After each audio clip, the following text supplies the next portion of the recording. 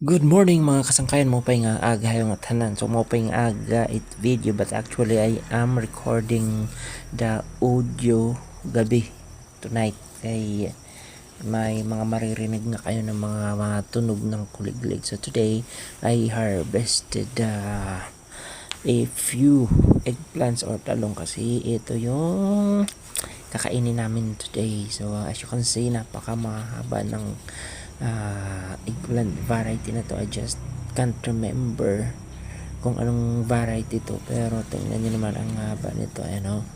So mag harvest tayo ngayon ng tatlo kasi dalawa lang naman kami nakakain dito sa bahay. Ayan, di ba?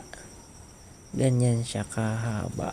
Tapos meron akong isang hinog nandun sa ibabaw. So this is one of the best things about growing your own food.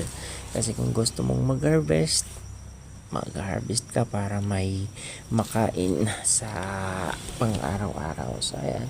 So actually isang ano lang to, isang puno lang to na nakatanim dito sa gilid ng aming bahay. So ang gagawin ko dito ay gagawa ako ng tortang talong. So ayun, nakita nyo yung hinog. Yun yung ano ko para makapag-propagate ako at hindi ko na kailangan bumili ng panibagong mga seeds para makapagtanim ulit ng talong. So I think mga kasangkayan, that would be all for now muna. So ayan, so tinutulungan akong mag-harvest ng isa kong pamangkin dito.